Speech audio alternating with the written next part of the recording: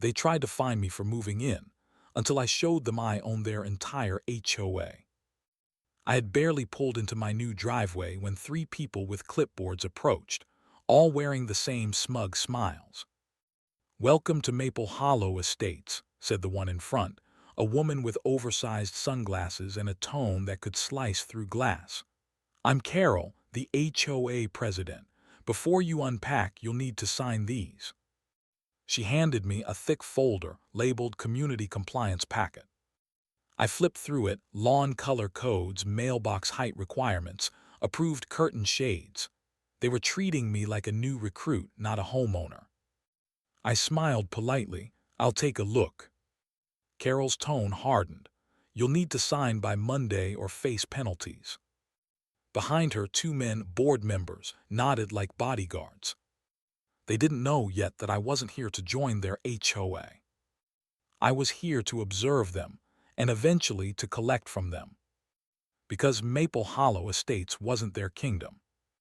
It was my property. Over the next 2 days, they slipped letters under my door: notice of lawn maintenance violation, unauthorized fence color, even excessive parking duration. I hadn't even unpacked the truck. When I asked the previous owner about it, he laughed bitterly.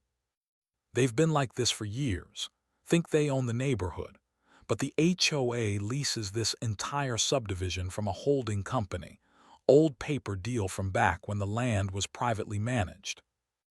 I knew that because that holding company was mine. Or rather, my late uncle. And when he passed, he left me everything, including the master lease agreement that gave me quiet control over 37 properties inside this private HOA. They were collecting fees from homeowners every month and paying rent to my LLC without even realizing who owned it. By the third morning, I'd already come to expect the rhythmic crunch of gravel under Carol's spotless white sneakers.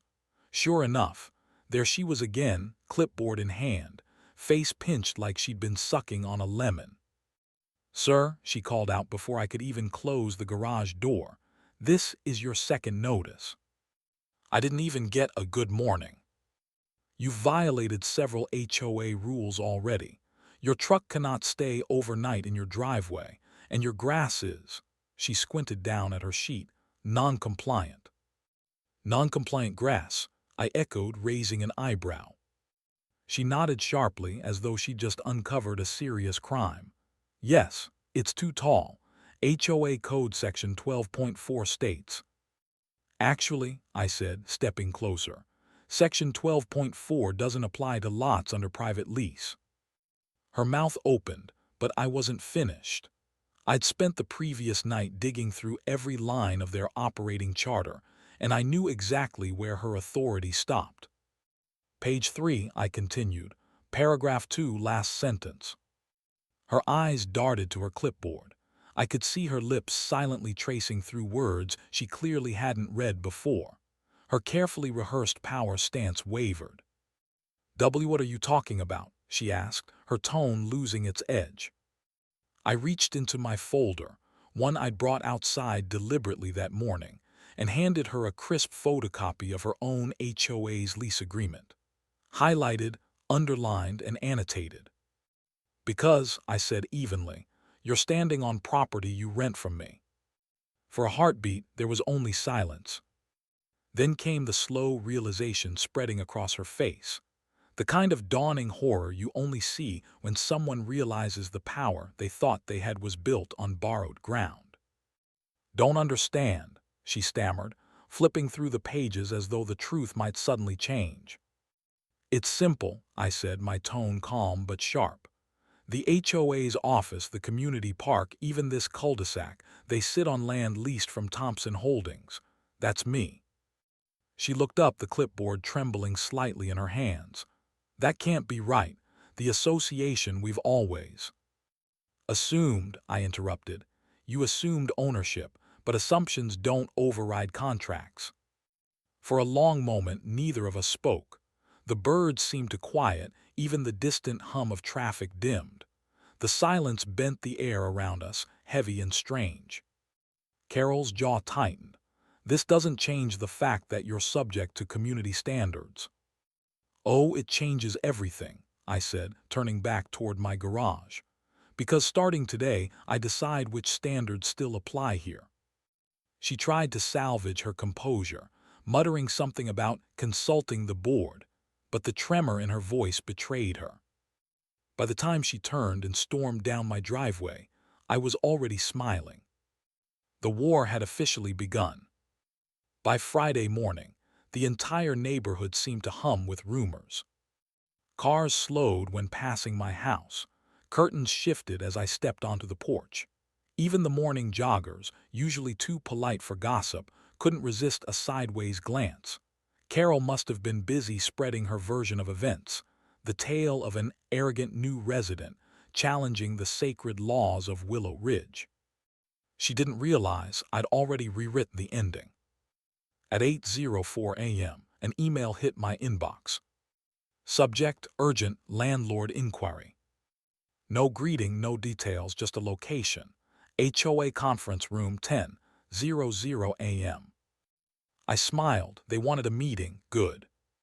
The HOA office was a modest brick building near the front gate, its white trim gleaming in the sun, the same trim I technically owned. Inside, the air smelled like air freshener and nervousness. The conference room was small, a single oval table surrounded by 7 vinyl chairs. 5 board members were already there when I arrived. Carol sat at the head, posture rigid, hands clasped tightly around a water bottle that she hadn't opened. When I entered, the room seemed to shrink. Every conversation stopped mid-word. "Mr. Thompson," Carol said after a beat, her voice sharp but strained. "Thank you for coming. We thought it best to clear up some confusion." "Confusion?" I asked, closing the door gently behind me. "You mean the part where your HOA is built on leased land you didn't know about?" Her jaw tightened, but she forced a polite smile. "Let's keep this civil, shall we?" "Of course," I said evenly, pulling a thick folder from my leather satchel. I didn't sit right away. I let the moment stretch, the silence pressing against the walls. Across the table, the board members fidgeted. Ordinary people who had probably joined the HOA just to keep the neighborhood tidy, not to walk into a legal standoff. Finally, Carol gestured stiffly toward an empty chair. "Please."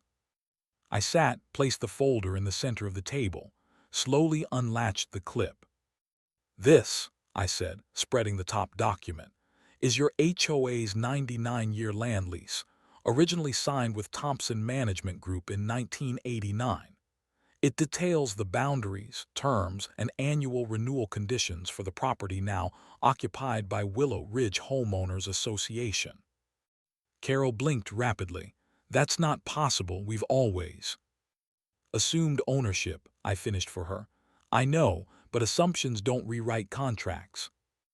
I slid the paper forward. Each page had been reprinted, tabbed, and highlighted in precise strokes of yellow and blue. At the bottom of the signature page, under the words "Lease Transfer Authorized," was my name. "Hollow Creek Holdings, LLC," I said quietly. "That's my company, the successor to Thompson Management Group. Meaning all of this," I gestured around the room, "exists with my approval."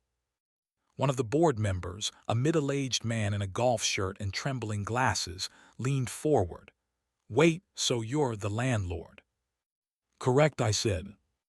Another member, an older woman with neatly folded hands, frowned. "Are you saying we've been paying rent to you?" "Not directly," I replied. "The payments go through a trust which transfers funds to Hollow Creek quarterly. It's all very legal, very transparent. You just never checked." A ripple of uneasy murmuring spread across the table. Carol's knuckles whitened around her pen. "Even if that's true, it doesn't affect our governance. We still have authority over community standards." I leaned back, crossing my arms. "You have delegated authority. Your charter states that all maintenance, development, and enforcement actions must align with the landlord's lease conditions. That includes fines, landscaping requirements, and external modifications." One of the men frowned. You mean every notice we issue? Requires landlord approval, yes. The words dropped like stones. Carol's composure cracked. We didn't know, she said, voice trembling. I'm aware, I replied. That's why I'm here. I flipped open another section of the folder.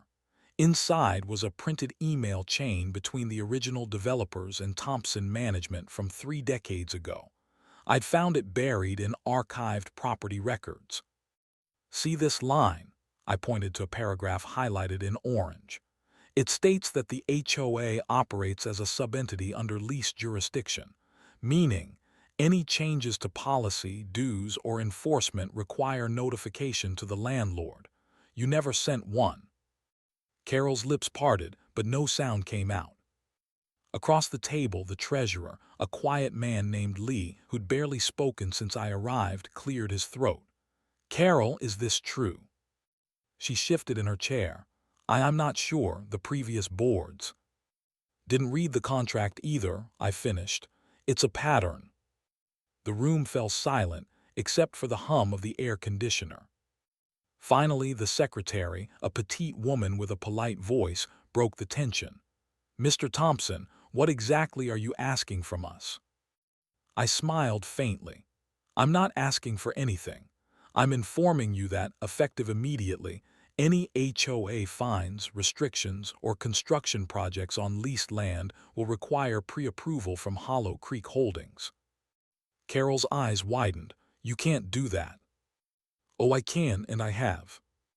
I slid another document forward, this one stamped and notarized. This is a notice of jurisdictional reassertion. It reestablishes landlord oversight as outlined in Clause 7.2 of your lease. It's binding, and it takes effect today. One of the members whispered, Clause 7.2. Right here, I said, pointing to the relevant section. The lessor retains the right to review and approve all community governance actions that materially affect the use, value, or appearance of the leased property. The words hit like thunder. Carol's breathing quickened. Her power, her self-importance, the little empire she'd built with fines and fear, all of it was unraveling in front of her board. This isn't how things are done, she protested weakly. We've had these rules for years. People expect consistency. Then you should have expected accountability too, I said. But don't worry, I'm not here to dismantle everything. I just believe rules should serve people, not control them. Lee nodded slowly, rubbing his chin. Frankly, I've always thought some of our policies were overreaching.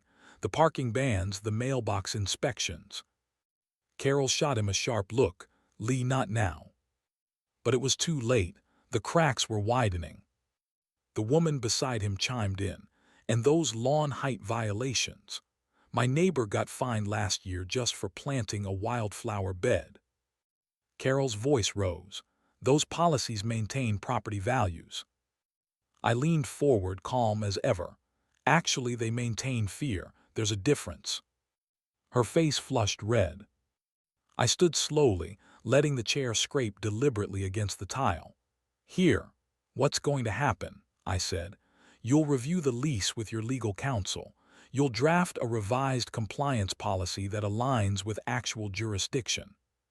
And you'll stop issuing arbitrary fines, starting immediately. Carol half rose from her seat. You can't dictate terms to this board. I met her glare head-on. You're not in a position to dictate anything, Carol. You work under a lease you never read. I'm simply enforcing it. The room fell into stunned silence. Then, for the first time since I'd met her, Carol looked genuinely lost. Her eyes darted from one board member to the next, searching for support that wasn't there. Finally, Lee exhaled heavily. Maybe it's time we looked at the paperwork, Carol. The secretary nodded. Agreed, we should confirm the terms. I have copies ready, I said, sliding a stack of folders toward them. Take your time. Transparency's important. I could feel the tide shifting. The same people who once cowered under Carol's authority were now leaning toward me, the landlord, the man with proof and patience. Carol sank back into her chair, pale and trembling. Her hand went to her phone, but she didn't dial anyone. As I gathered my documents, I looked around the table. "One more thing," I said casually. "Until this matter is resolved, any future HOA meetings involving property management decisions must be held in consultation with Hollow Creek representatives. You'll find that clause highlighted on the last page." No one objected. When I reached the door, I turned back. "And Carol." She looked up. "Next time you issue a fine, make sure you're standing on your own property." The room stayed silent as I walked out. Outside, the sun was brighter, the air cooler. A few neighbors across the street pretended to check their mail as I passed, eyes wide, pretending they hadn't been eavesdropping. I didn't blame them. The story would spread fast. The HOA president just got schooled by the guy she tried to fine. By sunset, half the neighborhood would know. By morning, the other half would have opinions. And me, I had no interest in gloating. This wasn't about humiliation. It was about balance, about teaching people like Carol that authority without understanding is nothing but noise. Still, I couldn't deny the quiet satisfaction that came with seeing her face. That moment, her power slipped through her fingers like sand. Back home, I placed the folder in my office drawer, labeled Phase 2. Because this wasn't over, not by a long shot. Carol wouldn't surrender easily. People like her never did. But now, the battlefield was mine. And I had every intention of winning. The following Monday morning, I sat in my office staring at the HOA's quarterly financials. At first glance, the spreadsheets looked clean, neatly formatted, color-coded with notes that gave an illusion of order. But beneath the surface, I could smell rot. Something about the numbers didn't make sense. The landscaping budget had tripled within 6 months, yet not a single new plant had been added to the neighborhood entrance. Storm drainage repairs appeared every other month, though there hadn't been a major rainfall in almost a year. And the Security Improvement Fund. It listed 5 invoices for camera installations, but I personally knew there were only 3 cameras in the entire subdivision. That was my first clue that something bigger was festering behind Carol's clipboard. I hired an independent forensic accountant, a quiet, gray-haired man named Ed Mallory, who'd spent 30 years auditing city contracts. He worked from a small office above a bakery downtown, and when I showed up with the HOA's digital files, he just nodded once. "HOA books?" he asked, looking over his glasses. "Messier than they look," I said. He smiled faintly. "They always are."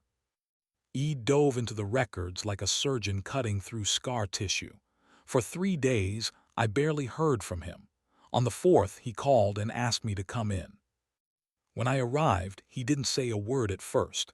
He just turned his monitor around. On the screen was a web of transactions, names, dates, payments, all connected by red lines. "You were right," Ed said finally. "This isn't just sloppy accounting, it's deliberate concealment." He pointed to a cluster of entries tied to a company called Greenleaf Maintenance LLC, registered 2 years ago. Owner, Evelyn Marks, Carol's cousin. The company had billed the HOA for over $46,000 in the past year alone. Lawn work, pressure washing, beautification projects, all conveniently lacking receipts or before and after photos. And it didn't stop there. Another vendor, Riverside Electrical, had been paid $18,000 for lighting repairs. The problem: the company had dissolved 6 years earlier. The tax ID they used belonged to a bait shop in another county. Then came the kicker: a series of small, recurring withdrawals labeled administrative reimbursement, each one under $500, small enough to avoid triggering audit alerts. But over time, they added up to nearly $30,000, funneled straight to accounts controlled by Carol and 2 board members. Ed leaned back. "If this were a city department, we'd be talking embezzlement charges." I exhaled slowly. It still might be. That night, I drafted the letter that would set everything in motion. Notice to all HOMOWNERS of Maple Hollow Estate. Effective immediately, Hollow Creek Holdings will be conducting a full review of all HOA operations and financial practices. During this time, payment of all dues, fees, and assessments is suspended until further notice.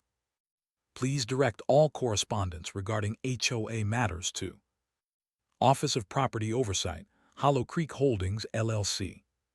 Thank you for your cooperation. The next morning, I sent it to every resident's mailbox and posted a copy on the HOA bulletin board, right over the laminated Community Pride poster Carol loved to display. By noon, the neighborhood was on fire. Residents gathered in driveways and cul-de-sacs, waving letters and shouting questions. I heard my name echo from porches. Some were confused, others ecstatic. For years, they'd been bullied by the board, fined for mailboxes being the wrong shade of beige, or for leaving trash cans out an hour too long. Now they finally had leverage. By evening, Carol's phone must have been melting. She called me 12 times before lunch. I didn't answer. Then she started emailing. Subject: urgent. This is illegal. Mr. Thompson, you do not have the authority to suspend HOA dues. You're overstepping your rights as a landlord. Subject: Ari, please call me. We can resolve this quietly. Please let's discuss terms before this gets out of hand. By 5 p.m., her tone had shifted to panic. Subject: Media Inquiries. A reporter from the County Ledger contacted me. Did you speak with them? Please advise before I respond. I smiled at that one. The reporter hadn't come from me, but word travels fast when corruption starts leaking. 2 days later, Eid sent me a full printed report, a 78-page breakdown of financial discrepancies, with highlighted fraud totals and signed witness statements from 2 contractors who admitted being told to pad invoices. One even mentioned that Carol personally demanded kickbacks for contract approval. It was worse than I thought, but better than I could have hoped. I walked into the HOA's small office on Thursday afternoon. The blinds were drawn, and the board was mid-meeting. Carol froze when I stepped in with the thick folder. "We're in session," she said quickly. "Not anymore," I replied, setting the folder down. "You'll want to read this." Her eyes darted over the first page, then widened as she reached the totals. "You had no right to."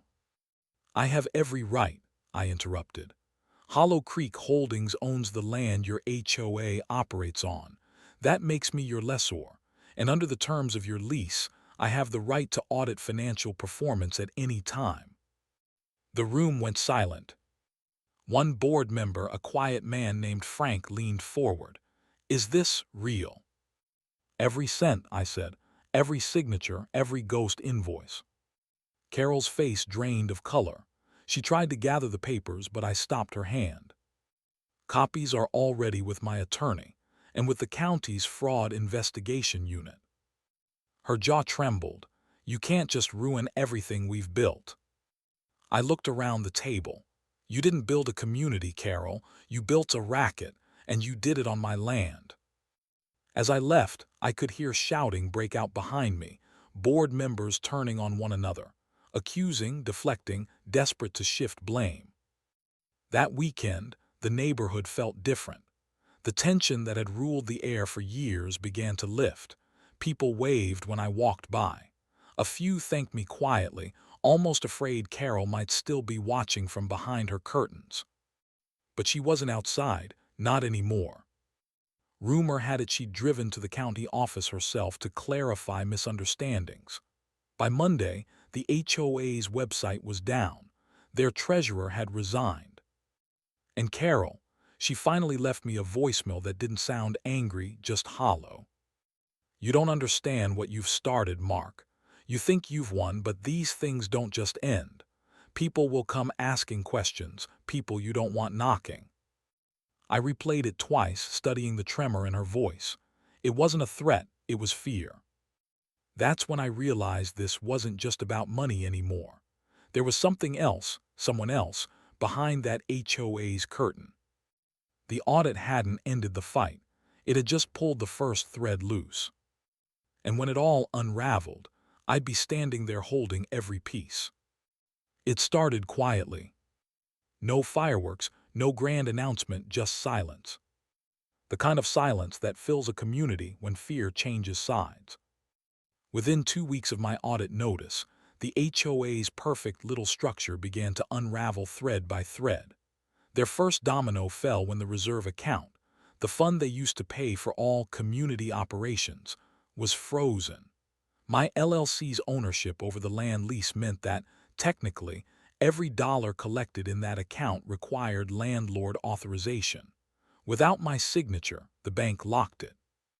That one move crippled them overnight. The landscaping crews stopped showing up. The fountain at the front gate sputtered and died, its pumps clogged with algae.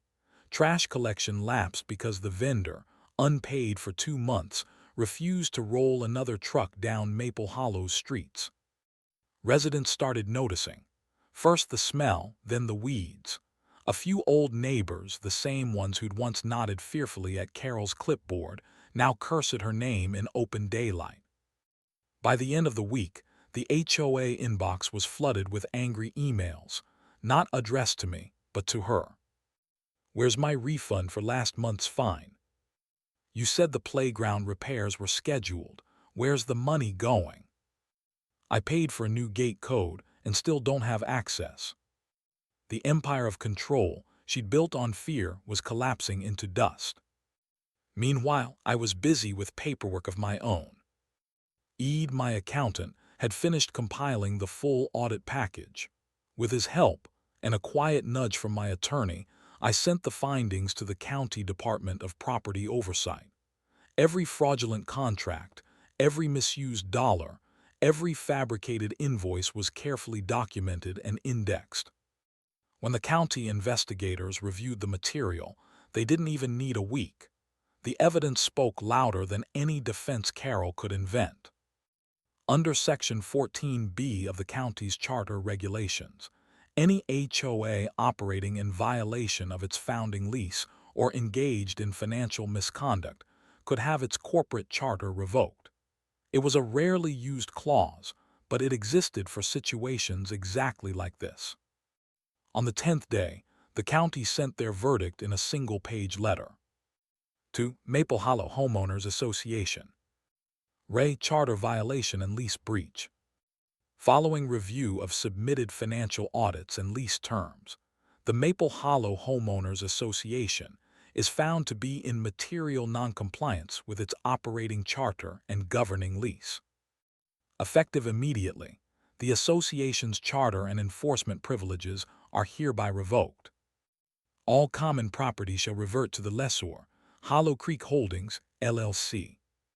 When I received the copy, I read it 3 times just to make sure it was real. Then I poured myself a drink and watched the sunset from my porch, the same porch Carol had tried to find me over. It tasted like justice. The next morning, chaos erupted. Carol's car screeched into my driveway just after 8. She climbed out, waving papers, her face a mix of rage and disbelief. "You can't do this," she shouted. "You don't have the authority to dissolve a homeowners association." "I didn't," I said calmly. "The county did." She shoved the letter in my face. "You orchestrated this. You poisoned the board against me."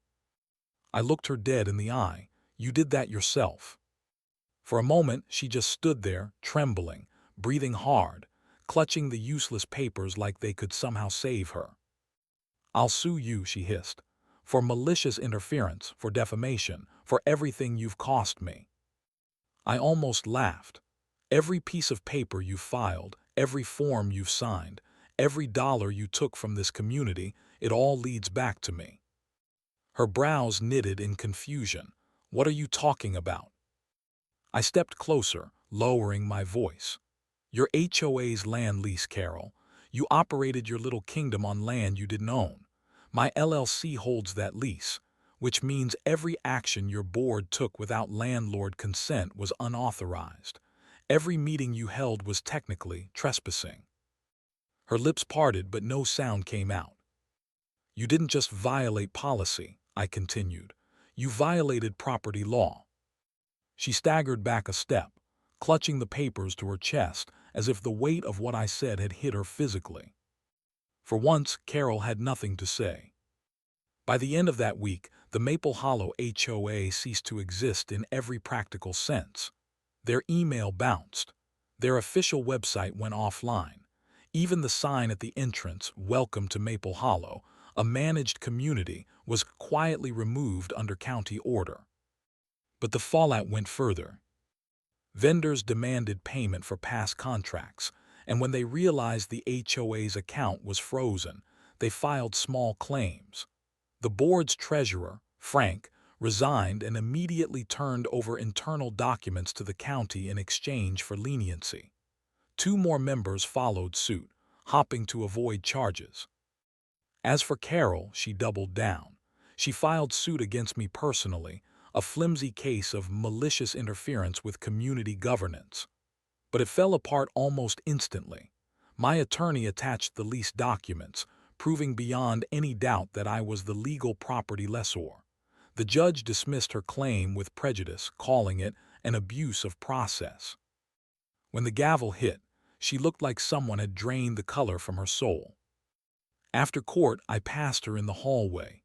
She didn't look at me, just kept walking, clutching her bag, muttering something under her breath about starting over somewhere else. But I knew it wasn't over for her, not really. 2 weeks later, I got a letter from the county prosecutor's office. They were opening a criminal investigation into the HOA's financial misconduct, specifically the fake contracts and vendor kickbacks. Carol's name was at the top of the list. Meanwhile, the residents of Maple Hollow held an informal gathering in the park. Without a governing board breathing down their necks, they decided to form a simple neighborhood association, voluntary, transparent, and free of mandatory dues. They even voted to rename it Hollow Creek Estates. When they unveiled the new wooden sign, they invited me to cut the ribbon. For the first time in months, the air didn't hum with tension or whispered complaints. Children laughed. Someone brought a grill. The sound of freedom, quiet, simple, real, replaced the tyranny of fines and forms. As I stood there, watching the sunset behind the houses, I thought about Carol. Somewhere out there, she was probably still trying to piece together what had happened, still clinging to the idea that she'd been wronged, that I'd destroyed her. But she'd never understand what she'd done to everyone else. The fear, the manipulation, the endless threats, all because she believed a title on a clipboard made her untouchable. In the end, her power had been paper-thin, literally. When I got home that night, I noticed something strange. A plain white envelope sat in my mailbox, no return address, no stamp. Inside was a single sheet of paper. "You think this is over, but you only took down the front. The people behind this aren't finished." The handwriting was sharp, deliberate, feminine. I stared at it for a long moment, the satisfaction of victory fading just slightly. Maybe it was a bluff, maybe just Carol's parting shot. But something in the tone, something about the word people, made my skin crawl. The HOA might have collapsed, but someone had been pulling strings behind it all. And whoever they weren't done with me yet. The war for Maple Hollow was over. But a new one, quieter, darker, was just beginning. It had been exactly 30 days since the county dissolved the Maple Hollow HOA. The neighborhood was finally breathing again, children playing in the cul-de-sac, porch lights glowing past sunset without someone threatening a citation. The air felt freer, lighter. But beneath that calm, unfinished business lingered. I hadn't forgotten what Carol and her board owed me, literally. The lease payments for the land had gone unpaid for over a year. Even as the HOA fined residents for lawn height and mailbox color, they'd ignored the rent owed to Hollow Creek Holdings, the very foundation beneath their feet. So on a quiet Monday morning, I decided it was time to collect. I printed the notice myself. Heavy paper, embossed letterhead, no room for misinterpretation. The header read, "Final notice of rent due. Amount owed, $148,000. Due within 30 days of receipt. Failure to remit payment will result in eviction and repossession of leased land and structures." At the bottom, I signed it with deliberate precision. Mark Thompson, Managing Partner, Hollow Creek Holdings, LLC. No threats, no insults, just the truth. When the courier delivered it to the board's temporary office, a rented storefront 2 blocks from the now-abandoned clubhouse, I knew the shockwave would hit fast. And it did. Within hours, my phone lit up. First, an email from Carol, then 2 missed calls, then 3 voicemails from Frank, the treasurer who'd already resigned once but apparently still hadn't learned when to quit. "Mark, we can work this out. The board doesn't have that kind of liquidity. Please, if you just come to a meeting, maybe we can find a solution." But I didn't want a meeting. I'd already attended enough of those, where they twisted facts, hid ledgers, and pretended ignorance was authority. This time, I wanted closure. So I ignored every message and waited. The next day, Carol tried again, this time through certified mail. The envelope was thick, padded with legal jargon. Her letterhead looked official, but her tone was pure panic. "Dear Mr. Thompson, it is the position of the Maple Hollow Homeowners Association, pending reorganization, that your rent claim is invalid, given the dissolution of the HOA entity. We request a stay on any eviction action until further review. Respectfully, Carol Hughes, Acting President." Acting President. Even now, when the HOA no longer legally existed, she couldn't let go of the title. I didn't bother replying. Instead, I forwarded everything to my attorney, Bert Jensen, the same old-school legal hound who'd helped me dismantle their previous lawsuit. Bert didn't waste words. He just grinned when he saw the letter. "Let her dig the hole deeper," he said. "We'll serve them formally in 10 days.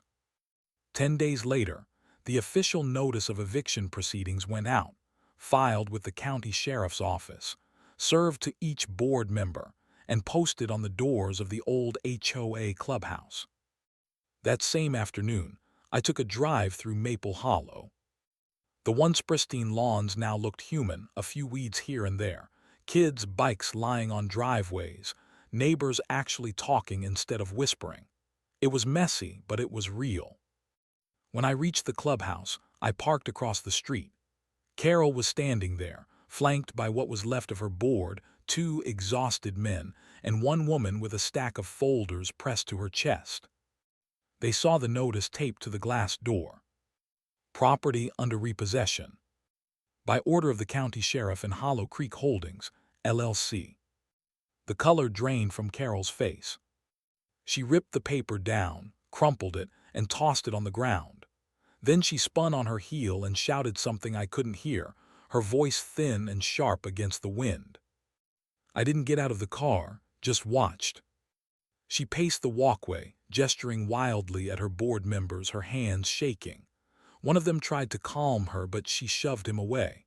Another pointed toward my car, whispering, and suddenly her eyes locked on me. Even from that distance, I could see the fury burning behind them, but also something else, something smaller, fragile. Fear. For the first time, Carol Hughes looked afraid. 2 days later, they tried to hold another emergency meeting. I wasn't invited, not officially anyway, but a few residents recorded it and sent me clips. The footage was chaos. Folding chairs scraping, voices overlapping, accusations flying. Carol tried to speak over the noise, claiming I was extorting them, that I'd rigged the system to take the land. But the homeowners weren't buying it. One man, a quiet, middle-aged engineer I'd spoken to before, stood up and said, You charged my family $500 for a missing mailbox number. You don't get to call anyone else corrupt." The room erupted in applause. That was the final crack. A week later, Carol's lawyer called Bert, begging for an amicable resolution. Bert offered a simple one: full payment or immediate surrender of the leased property. They didn't pay. So on a gray Friday morning, the county sheriff's deputies arrived. I was there, standing beside Bert as they walked up the path in pairs. Their boots thudded against the concrete like a drumbeat of inevitability. Behind them, a locksmith carried a metal kit, silent confirmation that this was the end. When Carol saw the patrol cars, she came running out of the clubhouse doors, waving a manila folder. "Wait, you can't do this. We're filing an appeal." The lead deputy, a tall man with a calm expression, shook his head. "Ma'am, this property is under repossession by court order. You've been given multiple notices." "This is a misunderstanding," she cried. "He doesn't own this land." The deputy turned slightly, pointing at me. "Actually, ma'am, he does." For a long second, she just stared. And then I watched it happen, the exact moment her power finally left her. Her shoulders sagged, her mouth opened, but no words came out. The clipboard she'd carried for months, her symbol of authority, slipped from her fingers and hit the ground with a hollow clack. The deputies moved past her. One began locking the doors, another tagging the windows. Inside, the sound of chains and metal echoed through the empty clubhouse halls. Bert checked his watch. "And that," he said quietly, "is that." As they sealed the last door, Carol just stood there in the parking lot, small against the wide gray sky. She wasn't angry anymore, just empty. "This isn't fair," she whispered when I walked by. I paused, meeting her eyes one last time. "Fairness ended the moment you started using fear as policy." No more words followed. She turned away, shoulders trembling. By the afternoon, the clubhouse was locked, the HOA signs removed, and the property officially transferred back to Hollow Creek Holdings. It was mine again, every inch of it. As I drove home, I passed residents standing on their lawns watching the scene unfold. Some nodded to me, others waved. One man simply raised a coffee mug in silent salute. And in that moment, I realized something profound, something even sweeter than victory. It wasn't about revenge anymore. It was about restoration. I hadn't just won back land. I'd freed an entire neighborhood from a system built on control and intimidation. Later that evening, as I sat on my porch watching the streetlights flicker on, a single envelope slid under my door. No postage, no name. Inside was a handwritten note. "You might think you've ended it, but you've only taken the surface. The real owners haven't stepped forward yet." The same sharp handwriting as before. I looked out into the darkness beyond my yard, the kind that hums with possibility and threat. Carol was finished. But someone else, someone higher up, was just getting started. And this time, the fight wouldn't be about lawns or fines. It would be about ownership. Real ownership. The kind that decides who truly controls a place long after the signs come down. By the time spring came, the last traces of the old HOA were gone. The metal Maple Hollow HOMOWNERS Association sign that once loomed over the entrance, polished and pretentious, had been hauled away by a county truck. The patch of ground where it once stood was nothing but churned dirt and wildflowers. Someone had planted tulips there, red, yellow, and a few white ones that swayed in the early morning breeze like they'd been waiting for sunlight their entire lives. The silence felt different now. It wasn't the tense quiet of people afraid to step outside, wondering which neighbor would report them for leaving a trash can out too long or parking too close to the curb. It was peaceful, the kind of quiet that comes when a community finally exhales after years of holding its breath. The HOA was officially dissolved. Carol and her board had disappeared after the county ruled in my favor, their accounts frozen, their charter voided, their arrogance scattered like dust. Some of them sold their homes quietly. Others stayed, trying to blend in, as if they hadn't spent years sending out violation letters over fence colors or mailbox height. But the rest of us, the ordinary residents, stayed, and we rebuilt. A new beginning.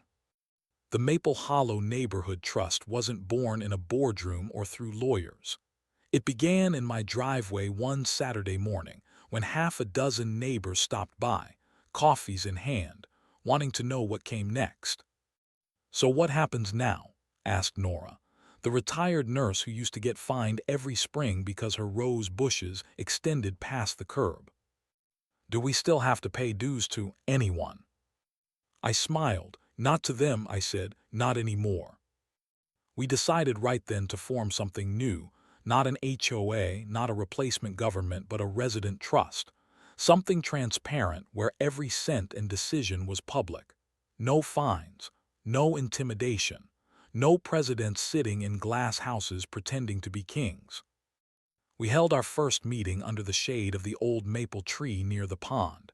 23 people showed up, folding chairs in hand. Kids ran around with juice boxes. Someone brought homemade muffins. No one yelled, no one threatened to call code enforcement. It was the first meeting in years that ended with laughter instead of paperwork. Cleaning the rot. Before anything else, we had to clean up the mess the HOA had left behind. The clubhouse was locked, the pool pumps were broken, and the so-called reserve account was a financial disaster. The auditor I'd hired helped us trace the missing funds, and while most were unrecoverable, we learned enough to expose the full picture. Carol's cousin's landscaping company, it didn't even own a lawnmower. The maintenance contracts, they were invoices written by hand, billed to shell accounts. The board's monthly dinners were charged to community funds under the label Community Outreach. People were angry when they learned the truth, but that anger didn't tear us apart, it united us.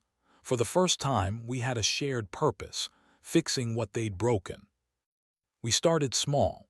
Volunteers repainted the playground. A retired electrician rewired the clubhouse lighting for free. One teenager, a quiet kid named Liam, pressure-washed every sidewalk in the cul-de-sac. The laughter that echoed through the streets felt like an apology from the past, a promise that Maple Hollow could still be what it was meant to be. The sign. The old Welcome to Maple Hollow HOA community sign had been Carol's pride. She had it custom-made, embossed gold letters, complete with her name in small script at the bottom, like an artist signing her masterpiece. I found it leaning against the dumpster behind the clubhouse one morning, half covered in leaves and mud. For a moment, I just stared at it, that symbol of power, of fear. I thought of all the letters she'd sent, all the times she'd made good people feel small. By the following weekend, it was gone. In its place stood a simple wooden board, handcrafted by one of the residents. The letters were painted by hand in calm white strokes. Welcome home, respect, not rules. When the kids helped plant flowers around it, even the air felt lighter. Carol's visit. A few weeks later, Carol showed up. Her car, once the centerpiece of every HOA gathering, pulled up near the new sign. She stepped out, wearing sunglasses even though it was cloudy, and looked around like a tourist visiting a town she used to own. I was walking toward the park when I noticed her. "Carol," I said, "didn't think I'd see you again." She hesitated, scanning the place. "I just came to see what you've done."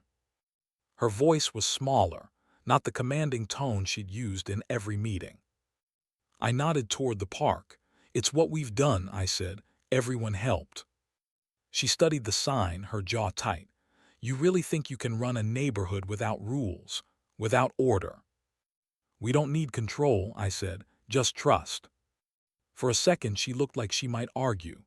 Then her eyes flicked toward a group of kids running across the grass, laughing, chasing a dog. The same park she'd once declared off-limits during non-designated hours. Her expression softened. then cracked into something sad, maybe even regret. I thought I was protecting it, she whispered. I know, I said quietly, but protection isn't power, and power isn't ownership. She didn't reply. After a moment, she got back in her car, turned around slowly, and drove off. That was the last time I saw her.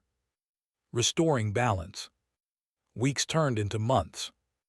The neighborhood, once divided by complaints and citations, started to feel alive again. The laughter of children replaced the constant drone of lawnmowers timed to regulation schedules. Backyard lights flickered during evening cookouts. People waved to each other again, not out of obligation, but out of genuine kindness. We established a simple set of agreements, not rules. If something broke, we pooled small voluntary donations.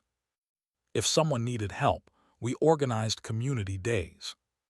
If there was a disagreement, we talked face to face, not through certified letters. The irony wasn't lost on anyone. The HOA had spent years collecting thousands to maintain community harmony. Yet harmony was free all along. It just needed honesty. The Summer Festival. That summer, we held the first ever Maple Hollow Festival, a day to celebrate taking our home back. The field near the pond was strung with lights and filled with picnic tables. Someone rented a bounce house. A local band played old country songs. Food trucks lined the road. It was loud, unstructured, imperfect, and perfect because of it. At sunset, I climbed the small stage we'd built and looked around at the crowd. People I hadn't seen smile in years were laughing with their neighbors.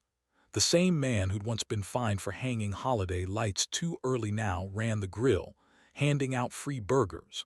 The woman who'd been cited for an unauthorized garden expansion had set up a booth selling handmade candles. I raised my glass and said, "To Maple Hollow, not the one that was built, but the one we rebuilt." Cheers erupted. Music kicked in again. Someone set off fireworks over the pond, their reflections shimmering across the water like sparks of renewal. What remains?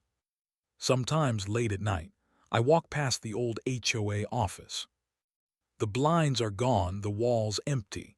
Just faint outlines where plaques once hung: Board of Directors, Covenant Enforcement, Financial Oversight, titles that meant nothing now.